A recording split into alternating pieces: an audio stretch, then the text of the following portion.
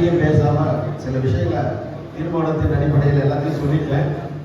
அமைச்சர் வந்த பிறகு என்ன விஷயம் சொல்ல போறோம் என்ன, நல்லூர் ஒன்றியத்தை பொறுத்த மட்டில் அமைச்சர் அவர்களுக்கு பின்னால் அடி பிறழாமல் அவர் பின்னாலே செல்வதற்கு நாங்கள் தயாராக இருக்கின்றோம், வந்து கொண்டிருக்கின்றோம். உண்மையா பொய்யா?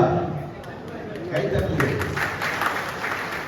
அவர்கள் வெற்றி வாய்ந்தால் கட்டி வருகின்ற தொண்டர்களையும் கிளைக்கழக செயலாளர்களையும் இந்த ஒன்றியத்திலே நிர்வகித்து வருகிறார்கள்.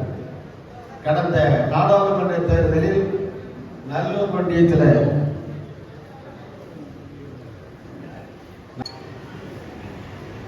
என்ன ஒன்றே ஒன்று தெரியுதுன்னா, 29 ஊராட்சி இருக்கு.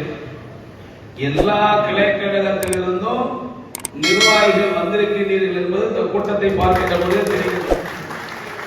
யாரும் நல்லது சொல்லவே முடியாது. எல்லா கிளைக்கழகத்திலும் வந்திருக்காங்க. அதே மாதிரி ஒன்றிய நிர்வாகிகள் முழுமையாக மேடையில் இருக்கின்றார்கள். அதனால எப்பவுமே விருத்தாசலம் சட்டமன்ற தொகுதியில நல்லூர் வடக்கு ஒன்றியம் அதிகமான வாக்குகளை எல்லா தேர்தலும் பெற்று தந்து கொண்டிருக்கின்றீர்கள். அதற்காக இந்த வணக்கத்தை நன்றியை நான் உங்களுக்கு தெரிவித்துக் கொள்ள விரும்புகின்றேன். நடந்த நாடாளுமன்ற தேர்தலில் நமக்கு யாருன்னே தெரியாத வேட்பாளர் எப்ப போடுவாங்க கூட தெரியாது. டாக்டர் விஷ்ணு பிரசாத் கை சின்னத்தில் போட்டிட்டார். ஆனா அவர் வரதுமே நம்ம தேர்தலை எல்லாம் ஆரம்பிச்சிட்டோம். அவர் மொத்தமே 12 நாள் 6 தொகுதி 2 நாள் போட்டு சொன்னாரு.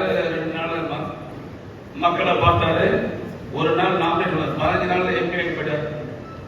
ஆனால் அவர் 15 நாள் வந்தாரு, போயிட்டாரு, வேற விஷயம்.